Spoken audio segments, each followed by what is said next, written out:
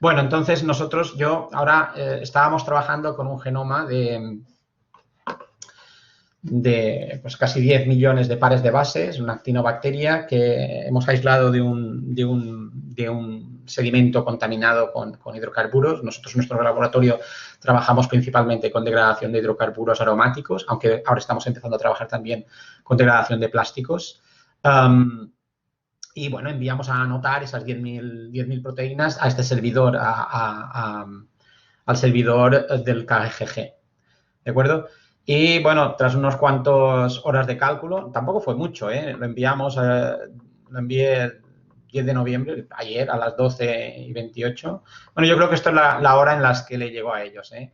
Y ya fijaros que en 5 horas y media ellos me anotaron 10.000 proteínas y veréis la información que me dan, ¿vale?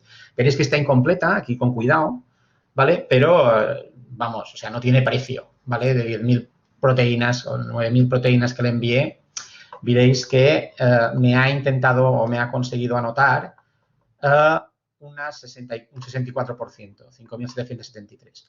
La anotación que hace él es exactamente igual que la que haréis vosotros con BLAST, con base de datos, ¿eh? O sea, dentro de nada lo veréis.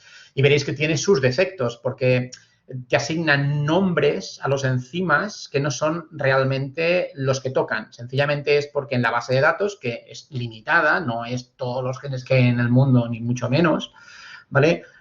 Pues escoge el que mejor digamos, homología tiene con el que nosotros estamos trabajando, ¿de acuerdo? Y en base a esto, pues monta toda esta información que veréis ahora, ¿de acuerdo? Pero, claro, esto pues hay que cuidarlo, hay que curarlo, ¿vale? Bueno, aquí y aquí hay información así en texto. Lo más interesante es darle a este botoncito de reconstruir pathways, porque es donde nos mostrará las vías metabólicas con las que, digamos, nos podemos encontrar en nuestro microorganismo, ¿vale? Entonces, recordad lo que os he explicado, que estamos hablando de un microorganismo de aproximadamente 10 millones de pares de bases, que hemos anotado 9.000 posibles CDS, ¿de acuerdo? El criterio de anotación de CDS en este caso está basado, como veréis cuando vosotros hagáis el trabajo, en exactamente lo mismo que vosotros. Es decir, primero una búsqueda de ORS y otra una búsqueda de CDS. Pero no preocuparse porque todo esto lo veréis dentro de nada, ¿vale? Aquí la idea es esto. Entonces, aquí ya nos da toda una serie de mapas metabólicos y nos indica el número de genes que ha encontrado en este tipo de metabolismo o sistema biológico de interés, ¿de acuerdo? Vamos a ver, por ejemplo, aquí nos dice que para la glicólisis él ha encontrado 50 genes y para el ciclo de Krebs él ha encontrado 31. ¿Son todo esto los genes que necesitamos para tener un ciclo de Krebs completo? No lo sé, hay que mirarlo, esto es lo que hay que cuidar. Aquí, si apretáis aquí, tendríais el listado de genes que os ha encontrado que forman parte de este, digamos, grupo de enzimas, ¿vale? Y si pulsáis en este link, lo que hace es abrirse una ventana nueva, ¿de acuerdo? Y aquí ya nos aparece un esquema de lo que sería el ciclo de Krebs, tal como lo tienen ellos puestos. Y si os fijáis, nos han aparecido toda una serie de cajitas enmarcadas en color verde, que son aquellos enzimas para los cuales el sistema ha encontrado un homólogo en la base de datos. Es decir, como podéis ver, si esto es el ciclo de Krebs, tenemos todos estos enzimas en nuestro microorganismo y, por tanto, diríamos que tiene el ciclo de Krebs completo. ¿De acuerdo? Pero, claro, no es siempre así. Si os fijáis, bueno, ahora iré a uno, porque esto ya lo revisé ayer. Nosotros ya os he dicho, este microorganismo es un microorganismo degradador de hidrocarburos aromáticos, ¿de acuerdo? De hecho, lo hemos aislado con naftaleno como única fuente de carbono y energía. Ahora veréis la molécula como es, pero en principio, si digamos, hemos encontrado, si le hemos dado de comer solo naftaleno y ha crecido, lo lógico es que tenga todos los genes necesarios para utilizar el naftaleno como fuente de carbono y energía, ¿vale? Entonces, hay un apartado, ¿dónde está aquí? Un poquito más abajo. Aquí, en biodegradación y metabolismo de xenobióticos, donde hay un apartado especial para la degradación de naftaleno, ¿vale? Naftaleno degradation. Y me dice que ha encontrado 11 genes solo, En cambio, yo sé que este microorganismo es un degradador de naftaleno. Vamos a ver cómo está la vía. Entonces, vamos a la vía de degradación del naftaleno. Entonces, aquí, claro, os da muchísimas posibilidades, ¿vale? Entonces, en esta vía, pues tenemos el naftaleno, la capacidad de degradar 1-metilnaftaleno, que sería un derivado del naftaleno. Fijaros, esta es la molécula de naftaleno, 2 anillitos aromáticos, ¿vale? Y esta sería el 1-metilnaftaleno, que tiene un grupo metilo, ¿vale? Bueno, ¿qué ha pasado? Pues ha encontrado estas cositas que están marcadas en verdes, ¿vale? Entonces, fijaros aquí que parece ser que tiene la naftaleno dioxigenasa, que es el primer enzima, muy importante, pero aquí tiene 2 huecos. No ha encontrado este enzima y no ha encontrado este otro enzima. Sin embargo, ha encontrado no ha encontrado ha encontrado este. Y yo sé que realmente es capaz de degradar naftaleno. ¿Qué pasa aquí? Pues una de estas 2 cosas.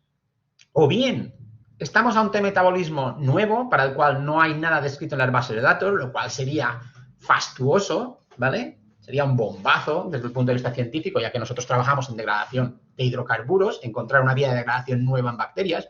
Pasa, ¿eh? No os creáis que no pasa.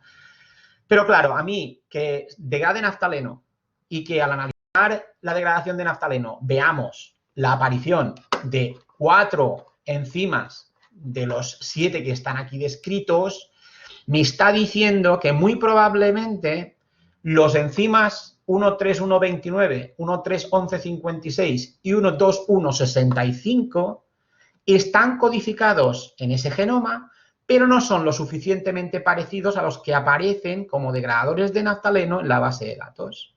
¿Qué debería hacer yo en este momento?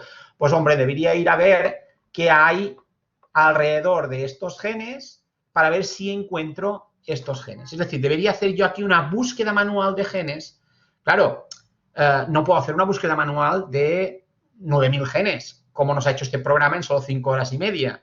Pero cuando encuentras huecos en las vías metabólicas que a ti te interesan, intentas profundizar si realmente hay algo parecido a lo que ya está descrito en la literatura. Pensad que en las bases de datos, precisamente en esta, no está todo lo que está descrito en la literatura, ¿vale? Esta enzima de aquí, que es la salicilaldehído deshidrogenasa, pues en la base de datos a lo mejor hay 2 enzimas de este tipo. Y en cambio hay descritos a lo mejor 150, 200 salicilaldehído deshidrogenasas, ¿vale? Todas ellas más o menos parecidas entre sí, pero claro, no son esas 150 las 2, ¿vale? Puede ser que nos haya pasado desapercibido, ¿vale? Otra cosa interesante que tiene es que te dice aquí el naftaleno va a catecol, es decir, pasamos, por ejemplo, de este compuesto a este compuesto más pequeñito, ¿vale? ¿De acuerdo? O a este compuesto más pequeñito, gentisato, y después te dice que esto continúa, y continúa aquí, por ejemplo, en el metabolismo de la tirosina, ¿vale? Si entonces vamos al metabolismo de la tirosina, esto es un aminoácido, está por aquí encima, tirosina metabolismo, vamos a abrir esta vía degradativa, ¿vale? Acordaros que teníamos el gentisato. Bien, aquí tenemos el gentisato y parece ser que estos 3 enzimas son los que se necesitan para llevarlo al piruvato y de ahí al ciclo de Krebs. Y si os fijáis, solo le falta uno. Es decir, que muy probablemente del gentisato irá a malail piruvato, fumaril piruvato y piruvato. ¿De acuerdo? Por ejemplo, en este caso de la vía. La otra vía que nos mostraba era la del benzoato. Entonces podemos ir a la del benzoato, donde están las vías. Esto está aquí otra vez, en lo de los xenobióticos.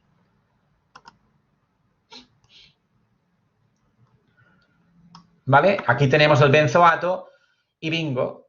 Fijaros que el benzoato va a catecol y este compuesto que continuaba en la vía del benzoato es degradado hasta acetilcoenzima A. ¿De acuerdo? Tanto por esta vía, le falta una enzima, seguramente está, como por esta otra vía de aquí. ¿De acuerdo? Claro, si os fijáis, por 5 horas y media de trabajo de un servidor que está situado en Japón, nosotros tenemos una idea bastante buena de cuál es el potencial metabólico de nuestro microorganismo. Es decir, con solo 3 clics he visto que seguramente es capaz de crecer con naftaleno. Bueno, lo sé, porque lo he aislado como degradador de naftaleno y tengo los genes. Pero después también es capaz de degradar benzoato, ¿vale? Del benzoato va a catecol y a partir de aquí sigue el mismo esquema. Y seguramente si mirásemos dónde están los xenobióticos, Mirad, chileno, otro compuesto que aquí veis que tengo 17 genes, que muy probablemente también ataca. Y si nos fijamos, lo mismo, ¿vale? El para, orto y metachileno, si os fijáis, no son más que dimetilbencenos, ¿vale?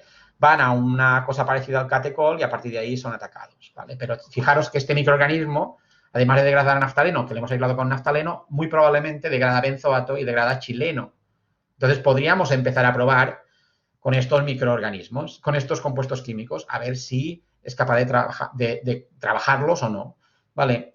Si hubiésemos querido hacer pruebas, pues hubiésemos tenido que poner una batería de compuestos químicos y ver cuáles funcionan y cuáles no funcionan. De esta manera ya directamente podemos tener claro con qué irá bien o con qué no irá bien, ¿vale? Esta es la gran ventaja que tiene hacer este análisis tan rápido, ¿vale? Bueno, pues esto es lo que yo os quería mostrar. Voy otra vez aquí a cambiar de pantalla y volvemos a la presentación. Ay, no, compartir cámara no, era compartir otra vez la pantalla. Y en este caso, la de la presentación. ¿Vale? Bueno, entonces ya veis el potencial que tiene la secuenciación de genomas procariotas. A nivel metabólico es básico. Entonces, si uno va a... Perdón.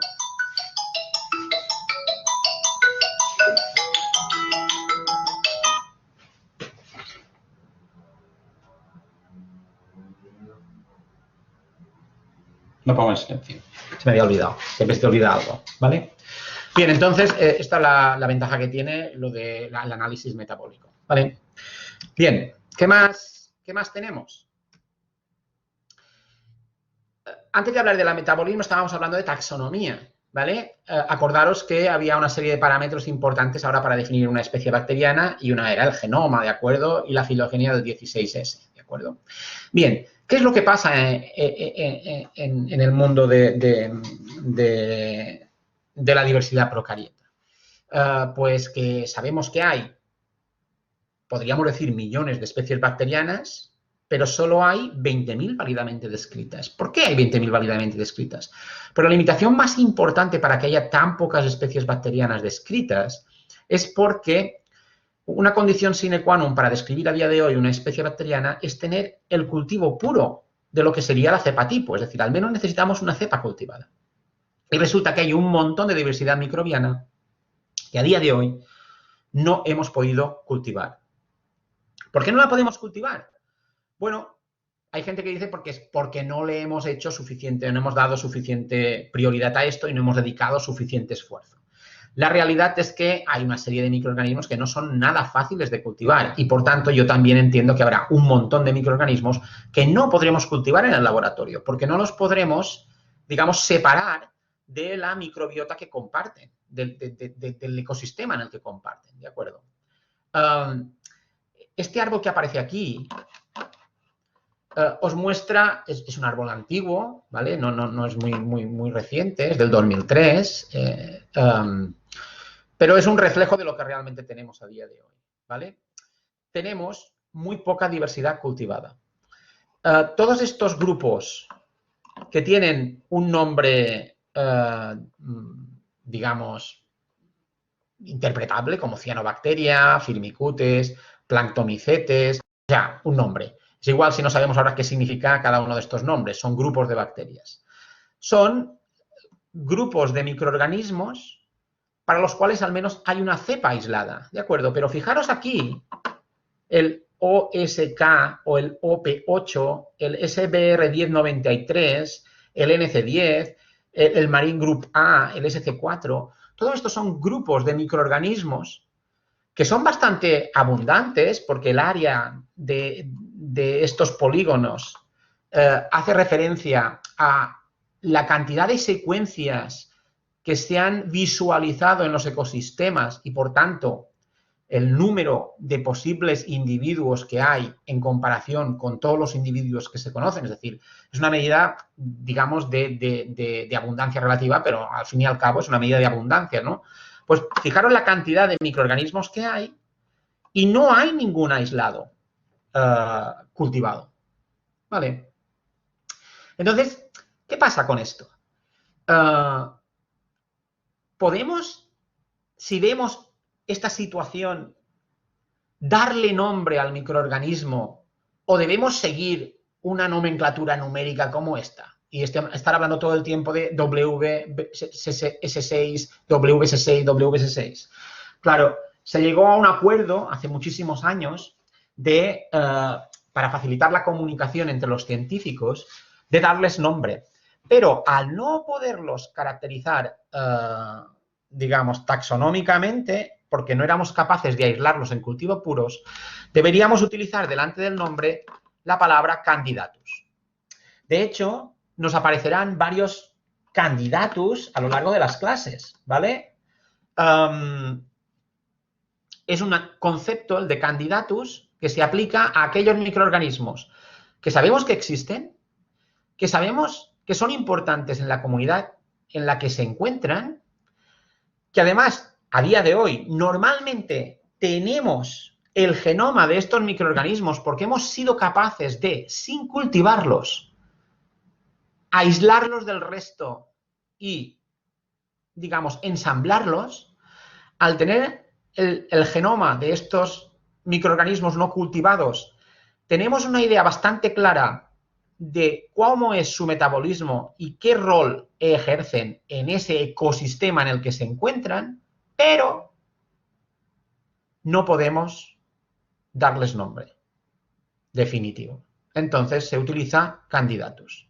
Así, por ejemplo, tenemos Candidatus pelagibacter ubique, que para algunos investigadores ya le ha quitado la categoría de candidatus, pero sigue siendo un candidatus porque no somos capaces de cultivarlo en placa en cultivo puro, ¿vale? ¿De acuerdo? Y es el microorganismo mayoritario de la faz de la Tierra, porque es el componente mayoritario de las aguas marinas, de las aguas tanto de mares como de océanos, ¿de acuerdo? Se encuentra por todo y yo creo que sería el microorganismo más abundante, el organismo más abundante sobre la Tierra, ¿de acuerdo? Bueno, pues es candidatus, ¿vale? Problema de la categoría candidatus para los taxónomos, que no prioriza el nombre. Es decir, si alguien es capaz de cultivar un candidatus y decide cambiarle el nombre, ese nuevo nombre es el que aparece en la base de datos. Y eso es un problema desde el punto de vista taxonómico, ¿vale? Pero bueno, no vamos a entrar en este detalle, sencillamente es que tengáis en cuenta qué pasa con el concepto candidatus, ¿vale? Y ya para finalizar la presentación, os pongo esto. Es otro artículo de Rosselló Mora, aunque el primer firmante es Constantinidis. Es un muy buen artículo también. Y es que en el año 2017, desde el punto de vista taxonómico, una serie de investigadores, podemos decir importantísimos en sus disciplinas, sugirieron la necesidad de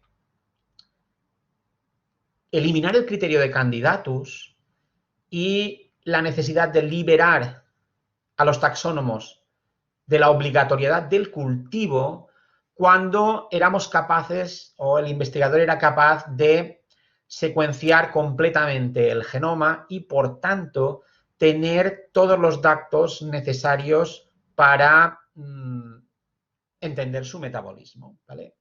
Y al final tiene bastante lógica, ¿vale? Aquí sería, en esta figura se muestra el proceso, cómo se realiza esto. Básicamente lo que se hace es secuenciar masivamente, digamos, el ambiente y recuperar aquellas, digamos, secuencias que forman parte de ese microorganismo. El proceso es puramente informático y es complejo, pero al final tú lo que tienes es el genoma de un microorganismo que no ha podido ser aislado en cultivo puro. Pero claro, ¿qué tienes con esto? Pues con esto tú tienes que puedes hacer una filogenia 16S, ver con qué se parece y ver si hay organismos parecidos a él que tienen un origen monofilético, ¿vale? Tú puedes hacer todo tipo de comparativas con esos genes, pero es que además tú tienes toda la información metabólica para poder entender cómo funciona ese microorganismo en el ecosistema que ocupa. Por tanto, sabes perfectamente cómo es ese microorganismo y qué es capaz de hacer. No solo eso, es que puedes recuperar cualquiera de las proteínas que están codificadas en ese genoma por PCR de la muestra ambiental y analizar cómo funcionan sus enzimas. Es decir, si hay cosas novedosas, las puedes recuperar y trabajar con ellas. Al final, ¿por qué es tan importante aislarlo en cultivo puro? Si realmente sabemos que es importante en el ecosistema y tenemos esa dificultad.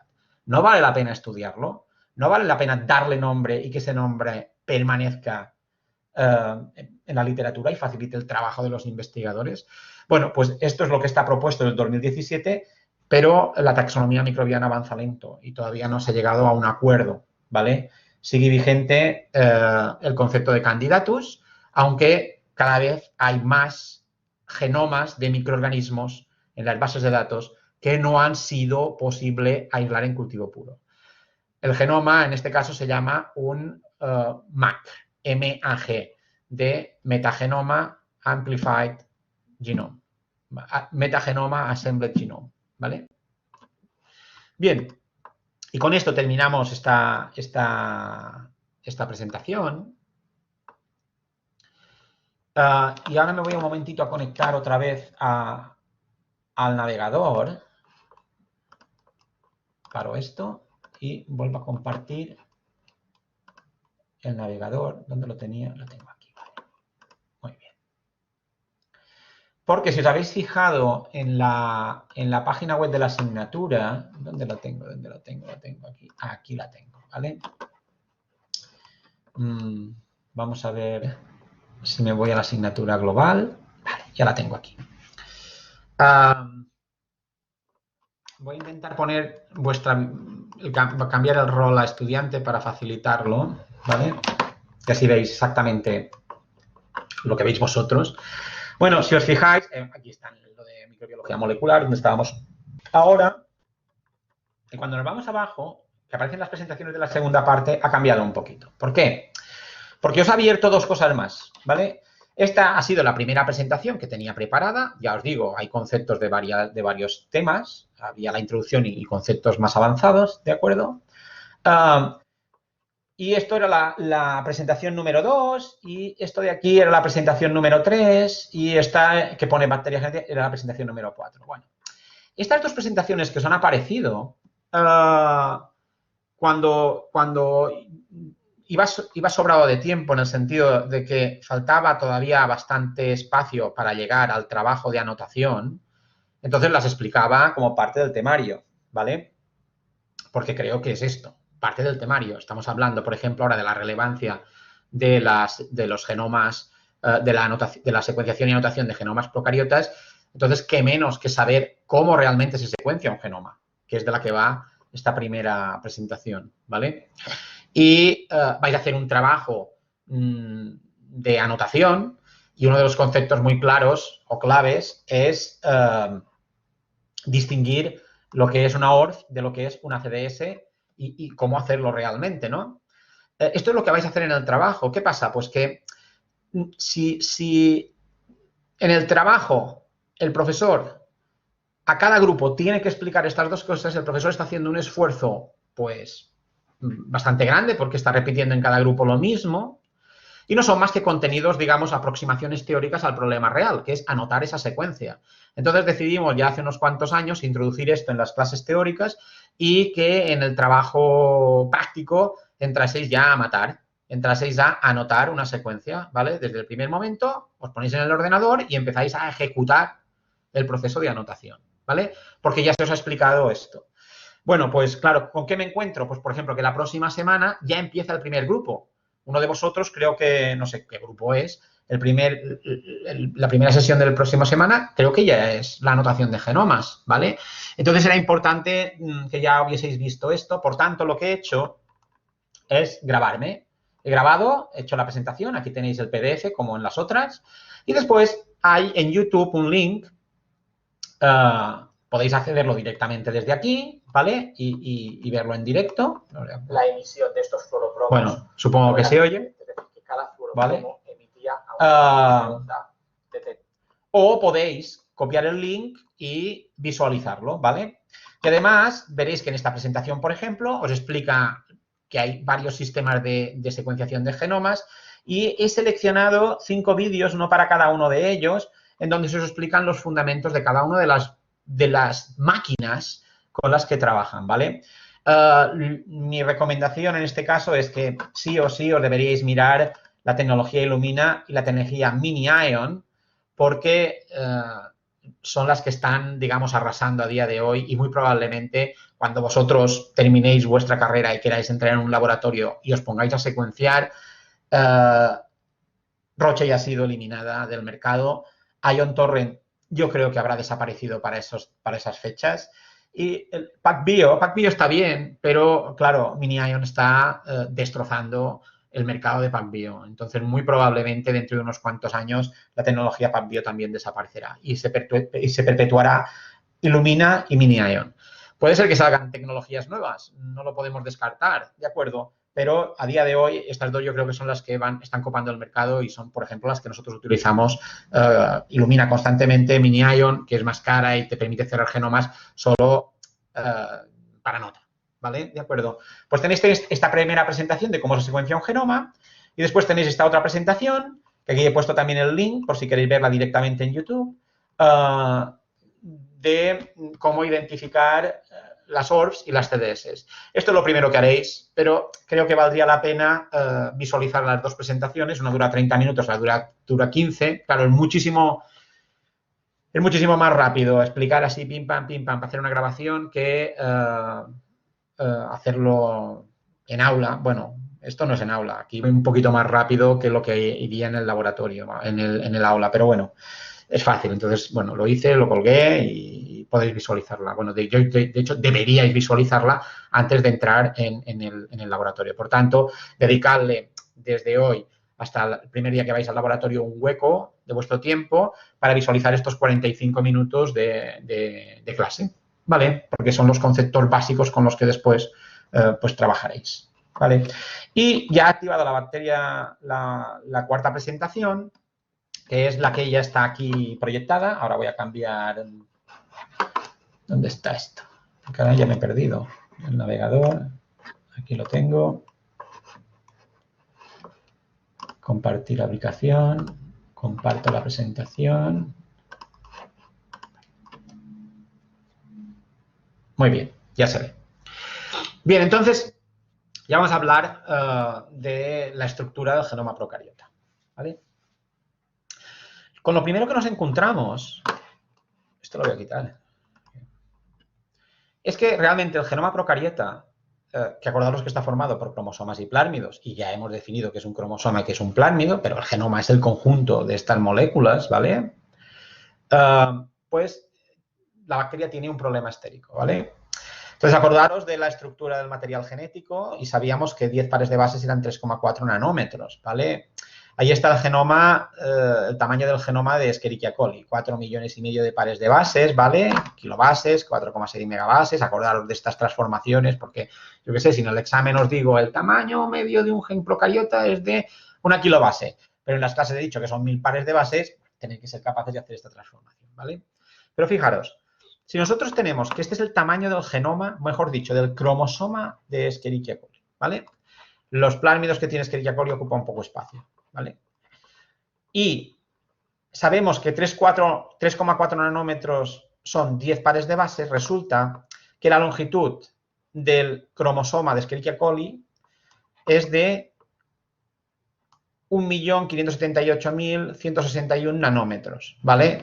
Que equivale a 1,5 milímetros, ¿vale? O 1.578 micrómetros. En cambio, esto es una célula de Escherichia coli a vista al microscopio electrónico, es decir, mide 2 micrómetros por 0,508, ¿vale? ¿Cómo podemos meter esta cantidad de material genético ahí dentro, ¿vale?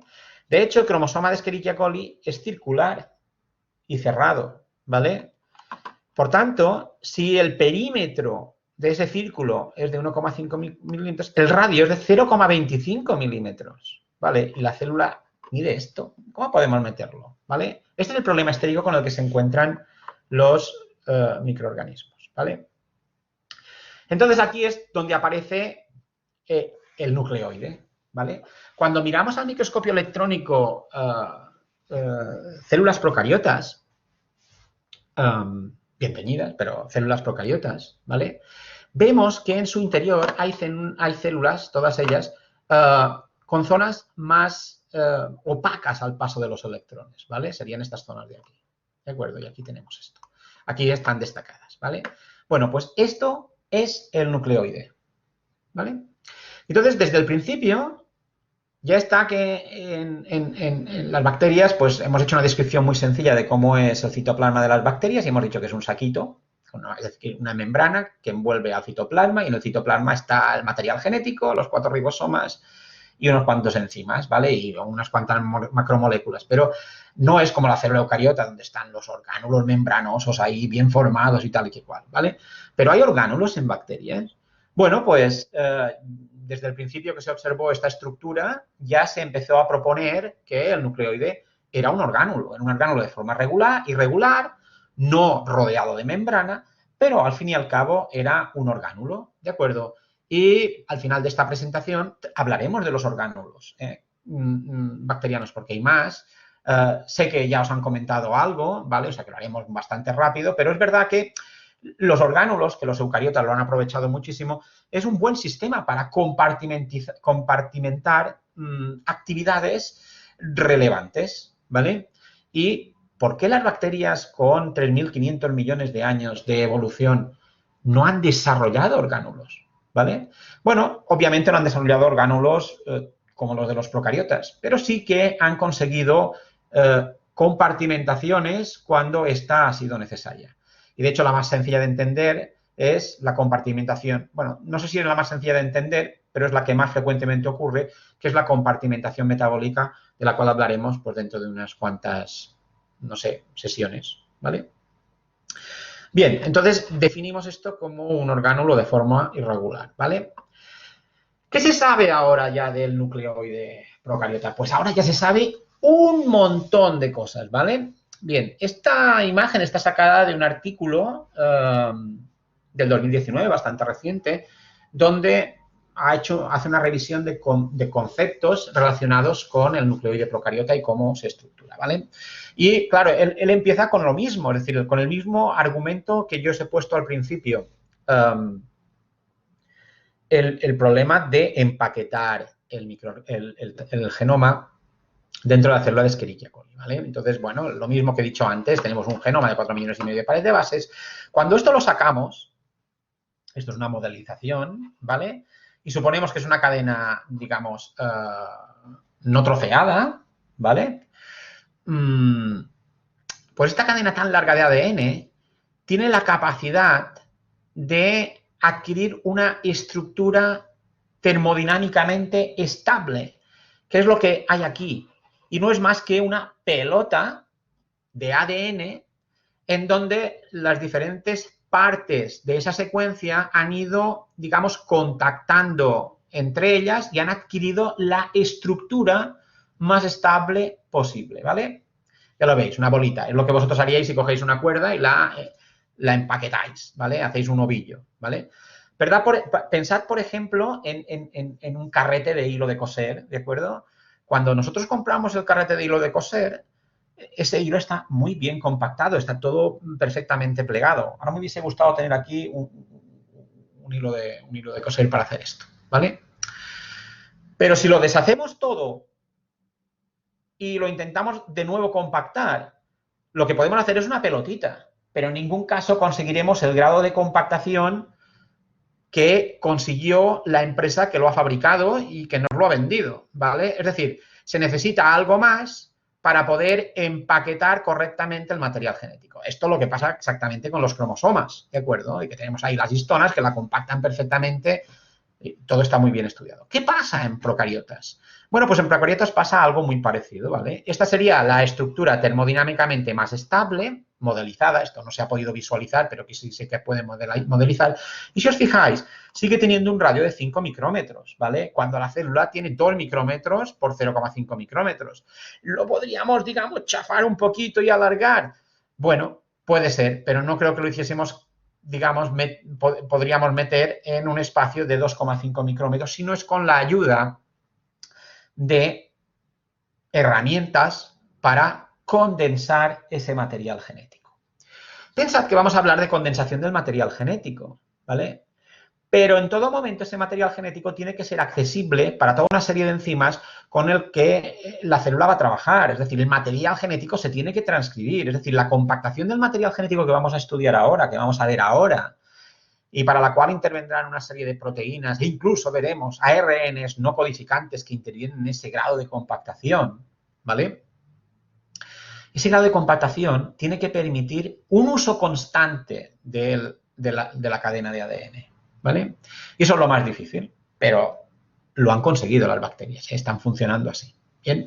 Y entonces, si os fijáis, la compactación se consigue, y es que además, fijaros que ha definido una serie de regiones en este esquema, ¿vale? Es decir, que no solo se compacta, pero no se compacta de cualquier manera. Es decir, la compactación está muy bien organizada y se visualizan y se identifican dominios en ese cromosoma compactado que se encuentra en el interior de la célula y que es plenamente funcional, que están claramente diferenciados, ¿vale? Por eso aquí ha puesto un dominio en verde el esquema, un dominio en azul, un dominio en rojo, un dominio en azul más oscurito y dos dominios en dos grises, ¿vale? Todo esto lo veremos dentro de nada.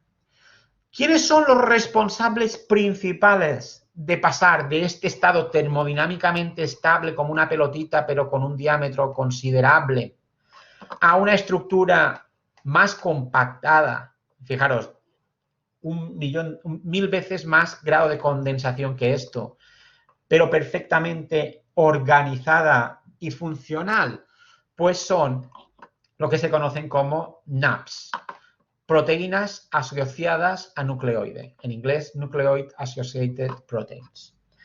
A medida que vayan apareciendo nombres, el nombre muchas veces aparecerá en inglés, intentaré, a ser posible, porque hay algunos nombres que en inglés no se han traducido todavía al castellano y los investigadores los estamos castellanizando, pero no han sido aceptados por la Real Academia de la Lengua Española, porque va lento, ¿de acuerdo? Pues intentaré poneros el nombre de lo que significan las siglas que se utilizan en inglés para que los entendáis y después una traducción. En este caso estaríamos hablando de los NAPS, que serían proteínas asociadas al nucleoide o Nucleotide Associated Proteins, ¿vale? Muy bien.